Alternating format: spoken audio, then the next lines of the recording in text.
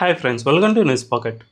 భారత్ చైనాపై పెద్ద ఎత్తున టారిఫ్లను విధించింది. ఆ దేశం నుంచి మనం ఇంపోర్ట్ చేసుకుంటున్న స్టీల్ ఉత్పత్తులు ఏవైతే ఉన్నాయో ఆ ఉత్పత్తులపై ఏకంగా 12% ఆఫ్ టారిఫ్లను విధించింది. ఇవి 3 సంవత్సరాల పాటు అమల్లో ఉంటాయి. ఫస్ట్ సంవత్సరం 12%, ఆ తర్వాత 11.5%, ఆ తర్వాత 11%. ఈ విధంగా మొత్తంగా 3 సంవత్సరాలు ఇవి అమలైన తర్వాత మేము రివ్యూ చేసుకుంటాం. ఒకవేళ ఇవి కావాలి అని అనుకుంటే ఖచ్చితంగా భవిష్యత్తులో కంటిన్యూ చేస్తాం.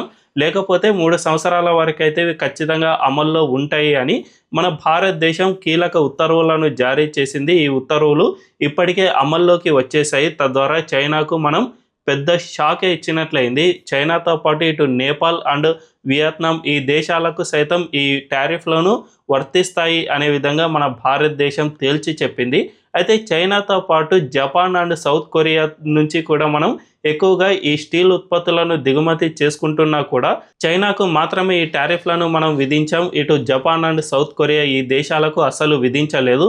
ఇది ఎందుకో మనం తెలుసుకుందాం. దీంతో పాటు ప్రస్తుతం మనందరం చూస్తూ ఉన్నాం, అమెరికా మన భారతదేశంపై 50% ఆఫ్ టారిఫ్లను ఎప్పుడైతే విధించిందో అప్పుడే Bharat and China and Russia ఈ 3 దేశాలు ఏకమయ్యాయి. చైనాలో 3 దేశాధినేతలు ఒక్కటయ్యారు. సో దీనివల్ల ఇక భౌగోళిక రాజకీయాల్లో పూర్తిగా మార్పు వచ్చేసింది. ఈ 3 దేశాలు ఏకమయ్యాయి.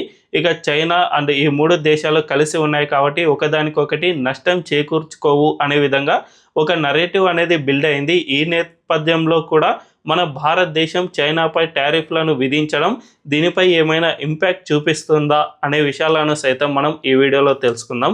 అంతకంటే ముందు ఈ వీడియోను లాస్ట్ వరకు చూడండి. ఇందులోని కంటెంట్ కనుక మీకు నచ్చినట్లయితే ఖచ్చితంగా మా ఛానల్ను సబ్స్క్రైబ్ చేసుకుని బెల్ ఐకాన్ను క్లిక్ చేయడం అస్సలు మర్చిపోవద్దు.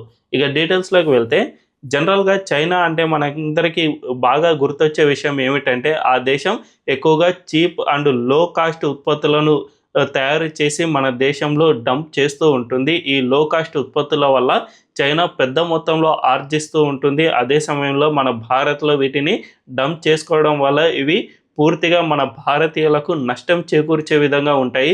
గతంలో మనం చైనా బొమ్మలు, చైనా ఆట వస్తువులు ఇవన్నీ చూస్తూ ఉంటాం కదా, వీటిలో అసలు క్వాలిటీ అనేదే ఉండదు. అంతేకాకుండా చిన్నపిల్లలు ఈ బొమ్మలను జనరల్గా నోట్లో పెట్టుకొని కొరుకుతూ ఉంటారు కదా.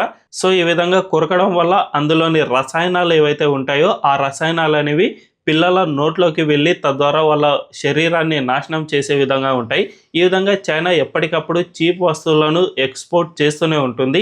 ఇదే విధంగా ఈ స్టీల్ ఉత్పత్తుల్లో కూడా చీప్ స్టీల్ను ఆ దేశం మన దేశంపైకి ఎక్స్పోర్ట్ చేస్తూనే ఉంది. ఈ విధంగా చైనా నుంచి మనం ప్రతి ఏటా 1.9 మిలియన్ మెట్రిక్ టన్నుల స్టీల్ను మనం దిగుమతి చేసుకుంటూ ఉన్నాం. అదే సమయంలో జపాన్ నుంచి మనం 1.4 మిలియన్ మెట్రిక్ టన్నుల స్టీల్ను ఇంపోర్ట్ చేసుకుంటూ ఉన్నాం.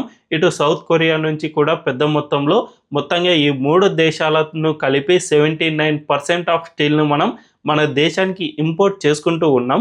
సో ఈ 3 దేశాలు కూడా మన దేశానికి ఎక్కువగా స్టీల్ను అనేది ఎక్స్పోర్ట్ చేస్తూ ఉన్నా కూడా ఒక చైనాపై మాత్రమే మనం ఎందుకు విధించాము అంటే, ఖచ్చితంగా చైనా మన దేశంలో చిన్న చిన్న గిన్నెలు, వంట పాత్రలు ఇవన్నీ కూడా అంటే మన ఇళ్లలో స్టీల్ పాత్రలు ఏవైతే ఉన్నాయో వీటన్నిటినీ కూడా ఎక్కువగా చైనా తయారు చేసి వాటిని మన దేశంలోకి డంప్ చేస్తూ వస్తుంది. దీనివల్ల మన దేశంలో ఉన్న Tata steel, Jindal steel, JSW steel ఇలాంటి అతిపెద్ద కంపెనీలు కూడా పెద్ద ఎత్తున నష్టపోతూ ఉన్నాయి. జనరల్గా ఈ జపాన్ అండ్ సౌత్ కొరియా నుంచి అయితే మనం కార్లను ఇంపోర్ట్ చేసుకుంటూ ఉన్నాం. సౌత్ కొరియా లేదంటే ఈ 2 దేశాలు కూడా ఆటోమొబైల్ ఉత్పత్తులు ఎక్కువగా తయారు చేస్తూ ఉంటాయి కాబట్టి వాటిని మన దేశానికి ఎక్స్పోర్ట్ చేస్తూ ఉంటాయి. సో కారు అంటే దాని బాడీ మొత్తం కూడా స్టీల్తో తయారు చేస్తారు కాబట్టి ఈ 2 దేశాల వాటా కూడా స్టీల్ ఎగుమతుల్లో మన భారతదేశానికి చాలా ఎక్కువగానే ఉంది. సో వీటిపై కనుక మనం టారిఫ్లను విధిస్తే ఖచ్చితంగా కార్ల ఉత్పత్తుల ధరలు పెరిగిపోయే ప్రమాదం ఉంది. ప్రస్తుతం ఒక 10 లక్షల రూపాయల కారు ఉంది అంటే దానిలో 12% అంటే 1,20,000 రూపాయలు మళ్ళీ ఎక్కువ అయ్యే అవకాశం ఉంటుంది. కాబట్టి ఇవి మన దేశానికి కాస్త నష్టం చేకూరుస్తాయి. వినియోగదారునికి కాస్త ధరలు పెరుగుదల ప్రభావం పడుతుంది. కాబట్టి ఈ 2 దేశాలపై మనం ఎక్కువగా ఈ స్టీల్పై టారిఫ్లను విధించలేదు. సో చైనాపై మాత్రమే ఎందుకు విధించామంటే ఆ దేశం ఎక్కువగా చిన్న చిన్న గిన్నెలు, పాత్రలు ఇవన్నీ కూడా స్టీల్‌ని తయారు చేసి మన దేశంపైకి ఇంపోర్ట్ చేస్తూ ఉన్నాయి. తద్వారా మన దేశంలో ఈ చీప్ వస్తువుల ప్రవాహం అనేది భారీగా పెరిగిపోయింది. ఈ గిన్నెలు అనేవి దీంట్లో ఎటువంటి టెక్నాలజీ ఉండదు. అసలు జస్ట్ ఒక గిన్నెని జనరల్‌గా ప్రెస్ చేస్తే సరిపోతుంది. స్టీల్‌కు సంబంధించిన ప్లేట్‌ను అది గిన్నె తయారవుతుంది. సో, దీనికి కూడా మనం విదేశాల నుంచి ఇంపోర్ట్ చేసుకోవాల్సిన పరిస్థితి ఉంటుందా అంటే అస్సలు ఉండదనే చెప్పుకోవచ్చు. అందువల్లనే మన భారతదేశంలోనే వీటి తయారీని ప్రోత్సహించే విధంగా ఈ కంపెనీలకు ప్రోత్సాహకం అందించే విధంగా ముందుగా చైనా వస్తువులను కట్టడి చేస్తే ఈ కంపెనీలకు డిమాండ్ పెరుగుతుంది. అప్పుడు ఉత్పత్తి అనేది పెరుగుతుంది. తద్వారా మన దేశంలోని కంపెనీలు ఫస్ట్‌గా లాభపడతాయి కాబట్టే మన భారతదేశం చైనాపై 12% ఆఫ్ టారిఫ్‌లను ఇంపోర్ట్ చేసింది అని చెప్పుకోవచ్చు. నిజానికి మనం గతంలో గణాంకాలను చూస్తూ ఉంటే గత కొన్ని సంవత్సరాలుగా చైనా నుంచి మన ఇంపోర్ట్స్ అనేవి చాలా ఎక్కువగా పెరిగిపోయాయి. విపరీతంగా పెరిగిపోయాయి. ఇది ఎందుకు జరుగుతుంది అని మనం క్షుణ్ణంగా పరిశీలన చేస్తూ ఉంటే ఈ స్టీల్ ఉత్పత్తుల విషయంలో ఏవైతే ఉన్నాయో ఇందులో చాలా నాసిరకమైన స్టీల్‌ను ఆ దేశం తీసుకువచ్చి గిన్నెలు, పాత్రలు ఇలాంటివి తయారు చేసి మన భారతదేశం పైకి ఎక్స్‌పోర్ట్ చేస్తూ ఉన్నాయి అని అధికారులు గుర్తించారు. అందువల్లనే దీనికి సంబంధించిన పూర్తి నివేదికను భారత ప్రభుత్వానికి సమర్పించడంతో మన భారత ప్రభుత్వం దీనిపై పూర్తిగా సమగ్ర విచారణ జరిపించి చైనాపై టారిఫ్‌లను విధిస్తే తప్ప ఇది ఆగదు అని గుర్తించి ఆ దేశంపై మనం టారిఫ్‌లను విధించాం. తద్వారా మన భారతదేశంలో ఇప్పటి నుంచి స్టీల్ ఉత్పత్తులకు సంబంధించిన డిమాండ్ అనేది పెరుగుతూ ఉంటుంది. అందువల్ల మన దేశంలోని కంపెనీలు ఏవైతే ఉన్నాయో Jindal, Tata and JSW steel ఇలాంటి కంపెనీలకు తమ షేర్లు వాల్యూ అనేది సైతం పెరుగుతూ ఉంటుంది. తమకు సంబంధించిన డిమాండ్ పెరుగుతుంది కాబట్టి మన భారతదేశంలో తయారయ్యే వస్తువుల సంఖ్య ఇప్పుడు మరింత పెరుగుతుంది. దీనివల్ల మన దేశంలోనే ఉపాధి అవకాశాలు అనేవి లభిస్తూ ఉంటాయి. తద్వారా మన దేశంలోనే ఈ ప్లాంట్లు అనేవి కూడా మరింత ఎక్కువయ్యే అవకాశం ఉంటుంది. సో, ఈ మొత్తం సినారియోను చూసుకుంటే ఖచ్చితంగా చైనాపై మనం ఆ దేశాన్ని మాత్రమే టార్గెట్‌గా చేసుకుని ఈ స్టీల్‌పై పెద్ద ఎత్తున 12% ఆఫ్ టారిఫ్‌లను విధించాం. అదే సమయంలో జపాన్ అండ్ సౌత్ కొరియాపై మనం అస్సలు విధించలేదు.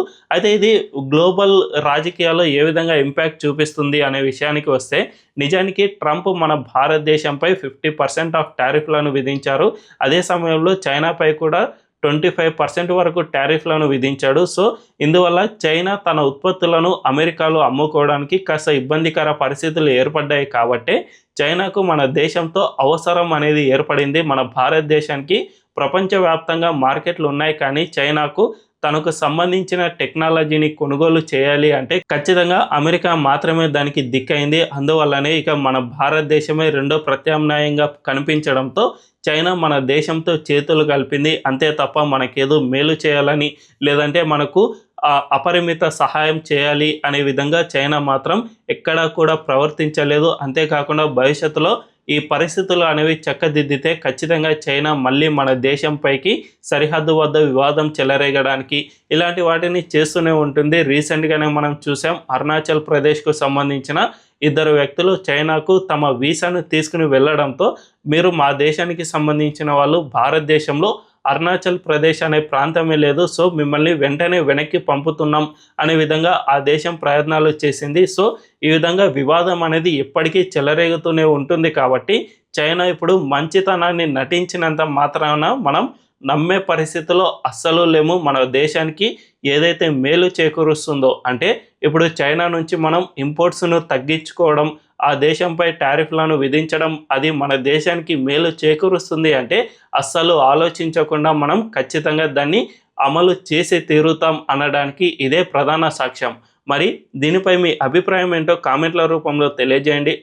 ఈ వీడియో కనుక మీకు నచ్చినట్లయితే ఖచ్చితంగా మా ఛానల్ను సబ్స్క్రైబ్ చేసుకుని బెల్ ఐకాన్ క్లిక్ చేయడం అస్సలు మర్చిపోవద్దు. Thank you.